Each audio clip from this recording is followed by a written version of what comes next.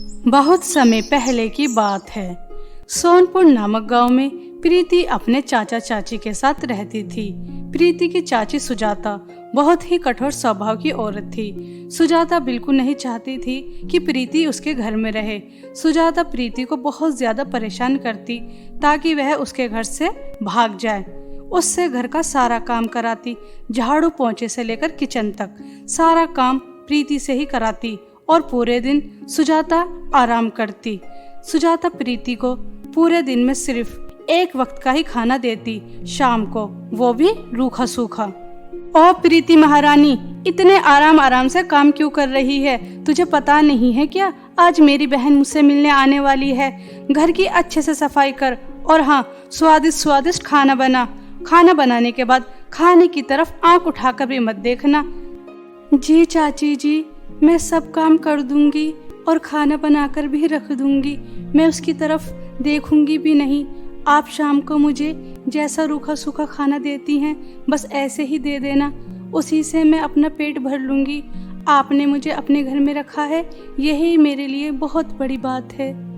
हाँ, मैंने बहुत बड़ा एहसान किया है तुझे यहाँ रखकर, वरना तेरे माता पिताजी तुझे छोड़कर कब के जा चुके हैं। सड़क पर भीख मांगती फिरती। अब चल यहाँ से, काम पर लग जा। बेचारी प्रीति बिन माता पिता की बच्ची सारा दिन काम करती और अपनी चाची की दुत्कार भी सुनती।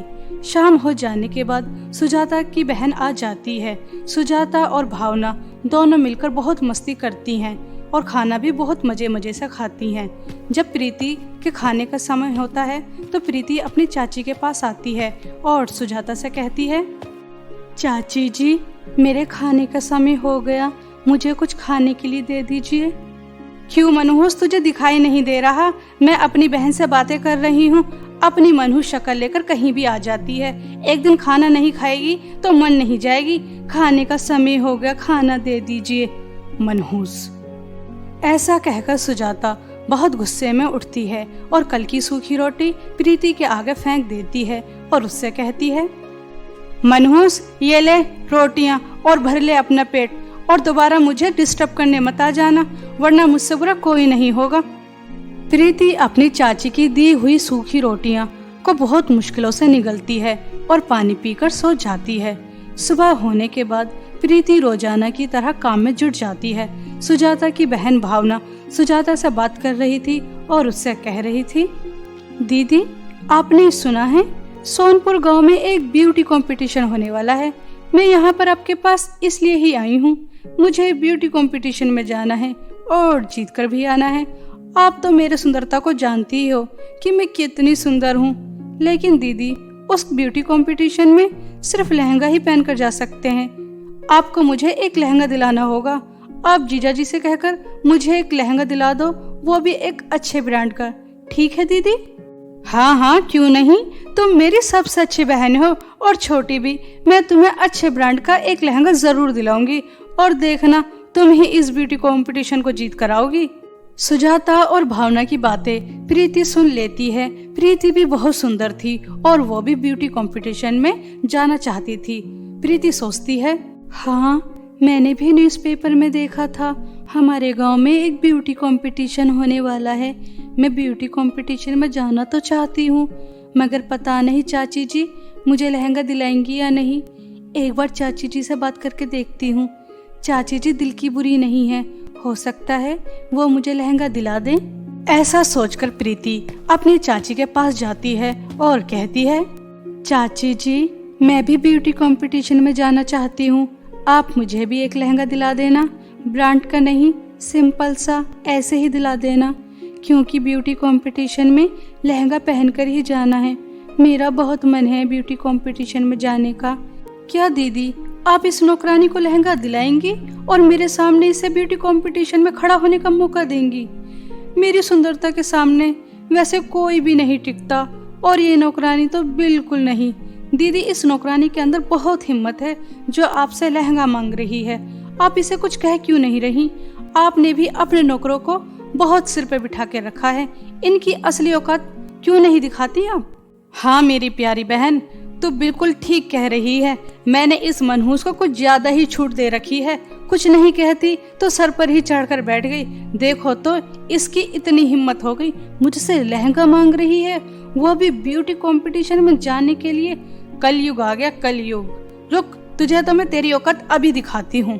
ऐसा कहकर सुजाता प्रीति की बहुत पिटाई करती है और उससे कहती है, देखा मनहूस, मेरे सामने तेरी औकात 2 कौड़ी की है। तू इस घर की नौकरानी है, नौकरानी बनकर रहा कर। महारानी को लहंगा चाहिए ब्यूटी कंपटीशन में जाने के लिए। आज के बाद अगर मेरे से कोई भी फरमाइश की, आज तो सिर्फ पिटाई की है, नेक्स्ट टाइम घर से धक्के मार के निकाल दूंगी। अब चल यहाँ से, हमारे लिए कॉफी बना कर लेकर आ। पता नहीं कौन सा दिन था जब इस मनहूस के माता पिता इसे छोड़कर गए थे।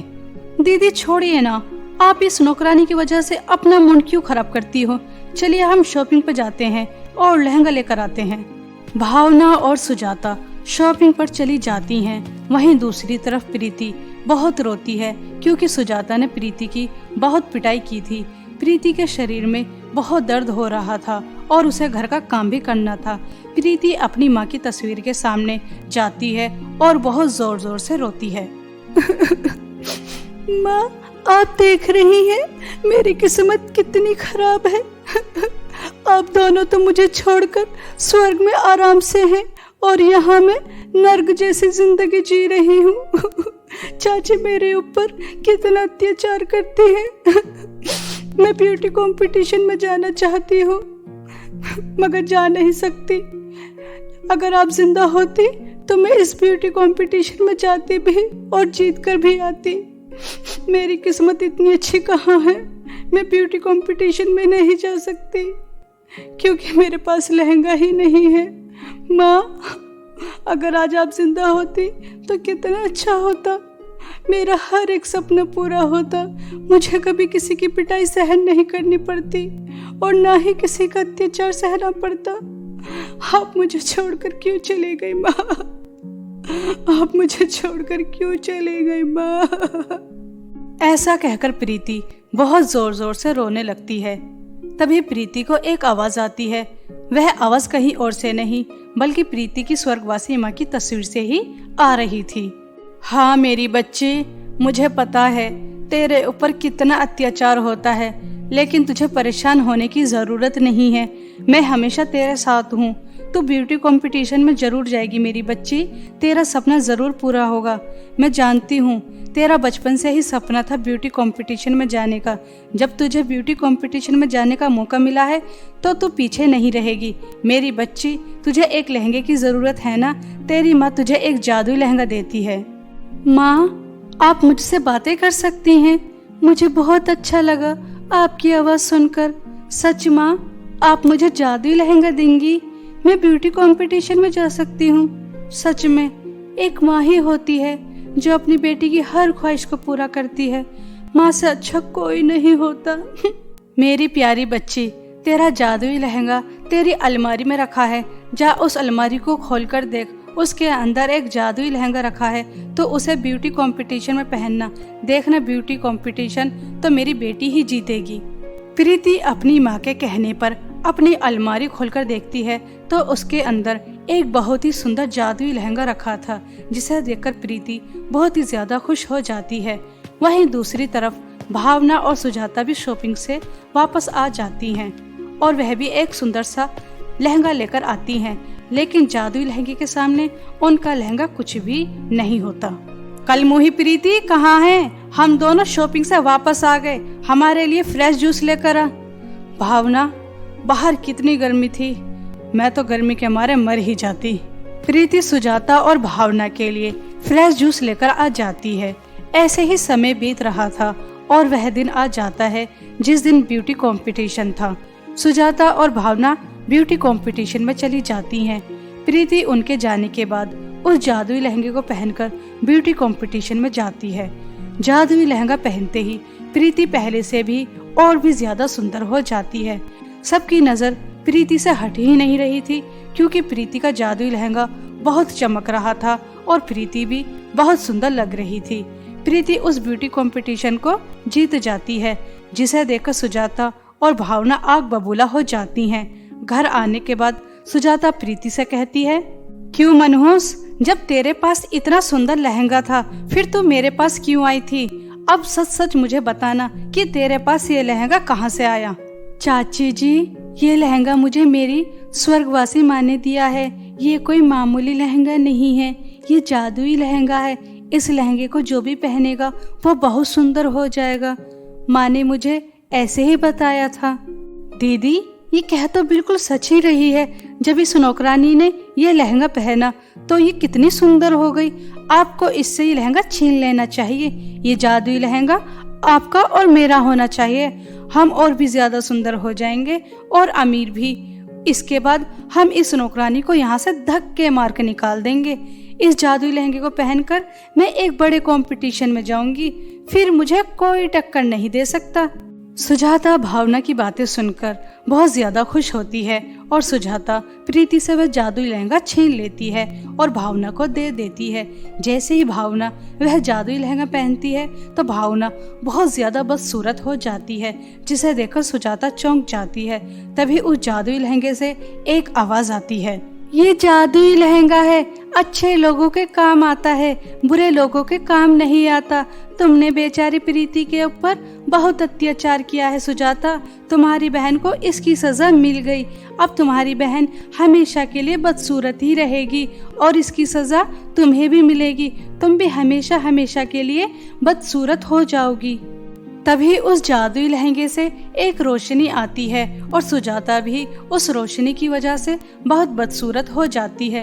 प्रीति भावना से वह जादुई लहंगा वापस ले लेती है और सुजाता के घर से चली जाती है। प्रीति जादुई लहंगे की मदद से बहुत अमीर हो जाती है और गरीब और अनाथ लोगों की बहुत मदद करती है और बहुत ही खुशी खुशी अपना जीवन बिताती है। एक बार की बात है, रामपुर नामक गांव में आरोही और सपना दो बहनें अपनी माँ के साथ रहा करती थी। कुछ समय पहले ही दोनों के पिता की एक गंभीर बीमारी के चलते मृत्यु हो जाती है। दोनों बहनों की जिम्मेदारी सावित्री के ऊपर आ जाती है और वह रात दिन मेहनत कर कर अपनी दोनों बेटियों का पालन पोषण किया करती थी। ऐसे ही समय बीत रहा था और एक दिन अचानक सावित्री की तबीयत बहुत ज्यादा बिगड़ जाती है और वह बेहोश होकर फर्श पर गिर जाती है। अपनी माँ को ऐसा देख दोनों बहनों के पैरों तले जमीन खिसक जाती है और वह अपनी माँ को होश में लेकर आती हैं। बेटा, मुझे अब नहीं लगता मैं और जी पाऊंगी। मेरा तुम्हारे पापा के पास जाने का समय आ गया। आरोही बेटा, मेरे जाने के बाद तुमसे यह घर भी छीन जाएगा और तुम्हारे पास खाने पीने का कोई और साधन नहीं है। इसलिए बेटा, तुम अपने चाचा किशोर दास के घर चली जाना। तुम्हारे चाचा तो अच्छे हैं, लेकिन चाची थोड़ी गुस्से की तेज है। उनका गुस्सा बर्दाश्त कर लेना। अब एकमात्र सहारा वही घर है तुम्हारा। मुझे माफ कर देना मेरी प्यारी बच्चियों।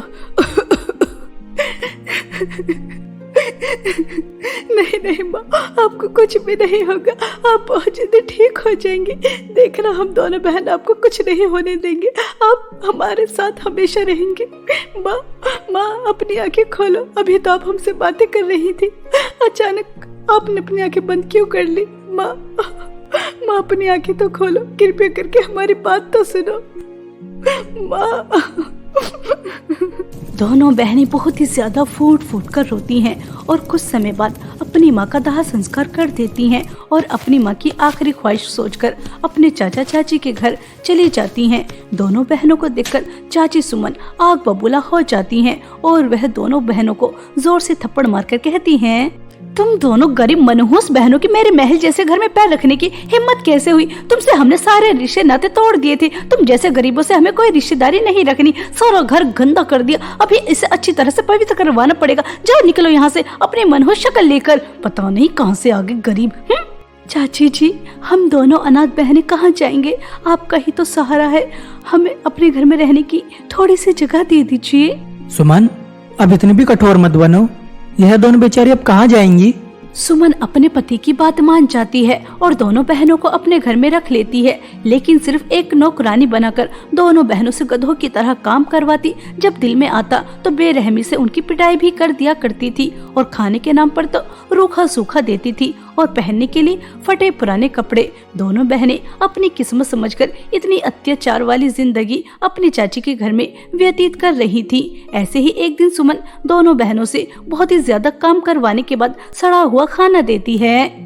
दीदी दीदी, खाने में से तो बदबू आ रही है। दीदी, चाची ने सही कहा था कि वो हमारी नानी याद दिला देंगी। देखो तो आज हमसे कितना ज्यादा काम कराया और फिर भी क्या दिया, सड़ा हुआ खाना। मेरा शरीर दर्द के मारे दुख रहा है, भूख भी बहुत ज्यादा तेज लग रही है। दीदी, जिस तरह से चाची के बच्चे स्कूल जाते हैं, इसी तरह मैं भी जाना चाहती हूँ और पढ़ लिख कर कुछ बनना चाहती हूँ, ताकि हम एक अच्छी जिंदगी व्यतीत कर सके। सपना, मेरी प्यारी बहन, यह सपना बहुत अच्छा है, लेकिन यह सपना सपना ही रहेगा। चाची तुम्हें कभी पढ़ने की परमिशन नहीं देंगी, वो हमें नौकर मानती हैं। फिर तुम ही बताओ, वो तुम्हें स्कूल कैसे जाने देंगी? और आज तो देखो, उन्होंने हद ही पार कर दी, सड़ा हुआ खाना दिया है, वो भी 2 दिन बाद। अब तुम ही बताओ कि तुम स्कूल कैसे जाओगी? आरोही और सपना आपस में बातें कर ही रही थी कि तभी वहाँ सुमन आ जाती है और वह आरोही को जोर से थप्पड़ मारकर कहती है, मनहूस आरोही बच्ची, मैंने तुझसे अदरक वाली चाय मांगी थी कि मेरे सर में दर्द हो रहा है, लेकिन तुम दोनों मनहूसों को तो समय पर खाना मिल जाता है, काम वाम तो कुछ करना पड़ता नहीं है, बस 24 घंटे बैठ जाती हैं और गप्पे लड़ाती रहती हैं। चाची जी, माफ कर दीजिए, मेरे दिमाग से निकल गया। बस मुझे 10 मिनट दीजिए, मैं अभी फटाफट आपके लिए अदरक वाली चाय बना के लेकर आती हूँ। ऐसा कहकर बेचारी आरोही जल्दी से अपनी चाची के लिए गर्मा गर्म चाय बनाती है और उनके रूम में लेकर जाती है और उनसे बहुत हिम्मत कर सपना की पढ़ाई के बारे में बात करती है। चाची जी, मैं आपका कोई भी काम करने के लिए तैयार हूँ, आपकी कोई भी गुलामी, कोई भी अत्याचार सहने के लिए तैयार हूँ, लेकिन मेरी आपसे हाथ जोड़कर एक विनती है, कृपया करके सपना का सरकारी ही स्कूल में एडमिशन करवा दो। जब माँ जिंदा थी तो हम दोनों बहन सरकारी स्कूल में जाया करते थे, उसे पढ़ने का बहुत शौक है। आरोही के इतना कहते ही सुमन आग बबूला हो जाती है और वह गर्मा गर्म चाय की प्याली आरोही के ऊपर फेंक देती है, जिस वजह से उसका हाथ पूरी तरह से जल जाता है और वह उसी हाथ को मोड़कर उससे कहती है, मनहूस, तेरी बहन को पढ़ लिखकर कौन सा कलेक्टर बन जाना है, रहेगी तो वो फिर भी मेरे घर की नौकरानी ही। आज तो तूने मेरे सामने ऐसी बात कर दी है, अगर तूने मेरे सामने स्कूल जाने की बात की तो फिर तुम दोनों बहनों को अपने घर से धक्के मारकर 1 मिनट में निकाल दूंगी, फिर रहना सड़क पर भीख मांगते हुए। मैंने तुम्हें अपने घर में रहने के लिए जगह दी है, तुम्हारे लिए काफी नहीं है? महारानी की बहन को स्कूल जाना है, अब जा यहाँ से। मनहूस, सारा मूड खराब कर दिया।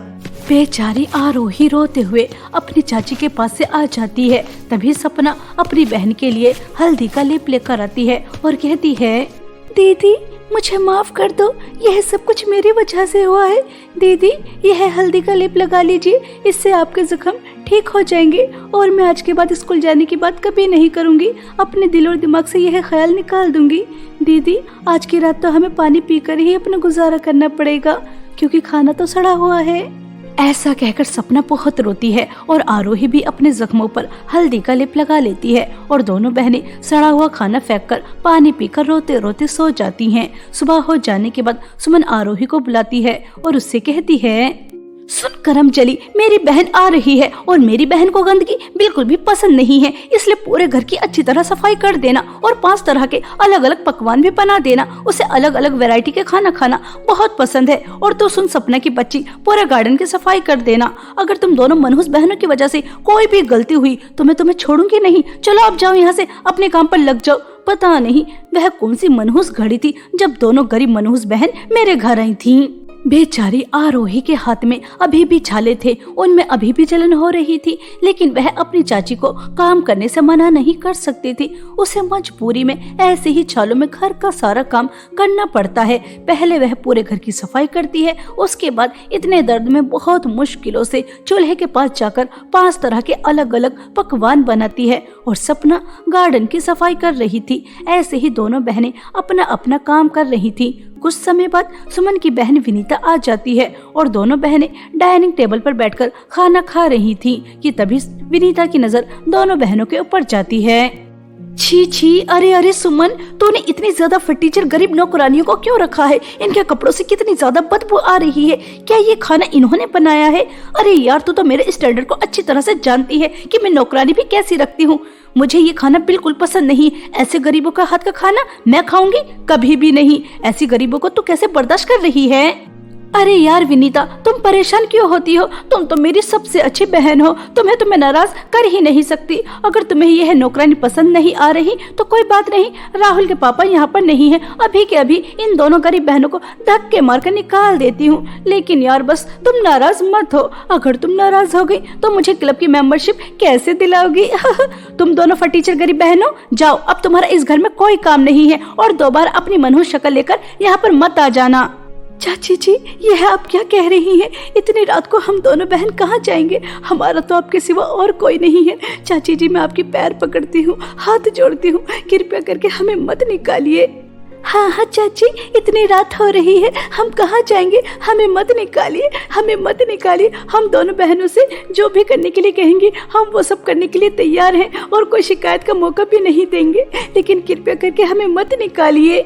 दोनों बहनें अपनी चाची के सामने बहुत गिड़गिड़ाती हैं, उनके पैर भी पकड़ती हैं, लेकिन चाची को बेचारी दोनों अनाथ बहनों के ऊपर जरा भी रहम नहीं आता और वह धक्के मारकर दोनों को निकाल देती हैं। दोनों बहनें रात के अंधेरे में इधर से उधर भटक रही थी कि तभी उन्हें रास्ते में जाल में एक चिड़िया फंसी हुई नजर आती है जो बहुत ही ज्यादा जख्मी थी। आरोही तुरंत उसके पास जाती है, उसे जाल से बाहर निकालती है, नदी से पानी पिलाती है और जड़ी बूटी के पेड़ से लेकर कुछ जड़ी बूटियां उस चिड़िया के जख्मों पर लगाती है। जैसे ही वह चिड़िया ठीक होती है तो वह अपने असली रूप में आ जाती है। असल में वह एक बहुत सुंदर परी थी। तभी वह दोनों बहनों से कहती है, तुम दोनों बहन बहुत अच्छी हो। तुमने एक परिंदे को बचाने के लिए कितना प्रयास किया। तुम बहुत अच्छी हो, इसलिए मैं तुम्हारी मदद करना चाहती हूँ। आओ मेरे साथ चलो, मैं तुम्हें नदियों के जादुई 3 नेकलेस की नदी के पास लेकर चलती हूँ। ऐसा कहकर परी अपने साथ दोनों बहनों को नदियों के जादुई 3 नेकलेस के पास लेकर जाती है। एक नेकलेस की नदी में सोना बह रहा था, दूसरे नेकलेस की नदी में हीरे बह रहे थे और तीसरे नेकलेस की नदी के पास मासूम मासूम छोटे छोटे बच्चे बैठे हुए थे। वहां जाकर परी दोनों बहनों से कहती है, आरोही और सपना, यह हमारी जादुई 3 नेकलेस की नदियां हैं। जिस नदी से सोना बह रहा है, अगर वह नेकलेस पहनती हो तो तुम्हारे सामने सोना ही सोना आ जाएगा, और अगर हीरे वाला नेकलेस पहनती हो तो तुम्हारे सामने हीरे ही हीरे आ जाएंगे। और अगर तुम जिस नेकलेस के पास छोटे छोटे मासूम बच्चे बैठे हैं वह नेकलेस पहनती हो तो यह बच्चे चुड़ैल की कैद से आजाद हो जाएंगे और तुम्हें 10,000 रुपए मिलेंगे। अब तुम्हारे हाथ में है कि तुम सारी जिंदगी हीरे और सोना लेकर सारी जिंदगी ऐश करना चाहती हो या फिर इन मासूम बच्चों को चुड़ैल की कैद से आजाद कराकर 10,000 रुपए लेना चाहती हो। परी जी, हमें हमेशा हमारी माँ ने समझाया है कि मुसीबत में आए लोगों की मदद करनी चाहिए और लालच तो कभी नहीं करना चाहिए। और यह मासूम बच्चे अपने परिवार से अलग हैं और परिवार की क्या अहमियत होती है हम दोनों बहन अच्छी तरह से जानते हैं, इसलिए हम धन दौलत का लालच नहीं करेंगे। चुड़ैल से इन बच्चों को छुड़ाकर 10,000 रुपए लेकर अपना कोई काम शुरू करेंगे और मेहनत से कमाएंगे और खाएंगे। तुम दोनों ने धन दौलत का लालच नहीं किया, इसलिए मैं सोने और हीरे के नेकलेस तुम्हें देती हूँ। मैं तो बस तुम्हारी परीक्षा ले रही थी और तुम अपनी परीक्षा में पास हो गई। सपना और आरोही परी को धन्यवाद कहकर सोने और हीरे के नेकलेस लेकर आ जाती हैं, जिनकी मदद से दोनों बहनों के पास बहुत सारी धन दौलत आ जाती है। दोनों बहन महल में एक महारानी वाली जिंदगी व्यतीत कर रही थीं और वह गांव के बहुत बड़े स्कूल में पढ़ने भी जाने लगती हैं। अब उनकी जिंदगी में किसी चीज की कोई कमी नहीं थी, लेकिन जब इस बात की खबर सुमन को लगती है तो वह आग बबूला हो जाती है। मेरे घर में सड़ा हुआ खाना खाने वाली मामूली सी नौकरानी आज महल जैसे घर में रह रही हैं और इतने बड़े स्कूल में पढ़ने भी जा रही हैं। ऐसा कैसे हो सकता है? और गांव के गरीब लोगों को तो सोना और हीरे तो ऐसे बांट रही हैं जैसे किसी सुनहर की बेटियां हों। पता तो लगा नहीं होगा आखिर क्या गड़बड़ है। ऐसा सोचकर सुमन दोनों बहनों के ऊपर नजर रखने लगती है और एक दिन जब दोनों बहनें नदियों के जादुई 3 नेकलेस के बारे में बात कर रही थीं, तो उसी समय उसे पता चल जाता है कि काली पहाड़ी के पीछे परी के जादुई नदियों के 3 नेकलेस हैं और सुमन अपनी बहन विनीता के साथ नदियों के जादुई नेकलेस के पास पहुंच जाती है। दोनों बहनें लालची थीं। परी, हम बच्चों की मदद क्यों करेंगे? हमारी बला से चुड़ैल इन्हें पकाकर खा जाए, हम इनकी मदद नहीं करेंगे। इनकी मदद करने के चक्कर में क्या हम सोने और हीरे के नेकलेस ले जाना छोड़ देंगे? नहीं नहीं, ऐसा कभी नहीं होगा। हमें तो सोने और हीरे के नेकलेस चाहिए, जिनकी मदद से हम माला माल हो जाएंगे, हम बहुत ज्यादा अमीर हो जाएंगे। हमें नहीं करनी किसी की भी मदद। क्यों विनीता, सही कह रही हूँ ना? दोनों बहनें धन दौलत का लालच करती हैं और वह सोने और हीरे की नदियों के जैसे ही नेकलेस पहनती हैं तो वह उसी नदी में डूबकर बहुत दूर चली जाती हैं और कभी वापस नहीं आती। इस तरह सुमन और विनीता को उनके लालच और बुरे कर्मों की सजा मिल जाती है। और वहीं दूसरी तरफ आरोही और सपना अपने अच्छे स्वभाव और उन्होंने लालच नहीं किया था, इसलिए वह एक हंसी खुशी जीवन व्यतीत करती हैं।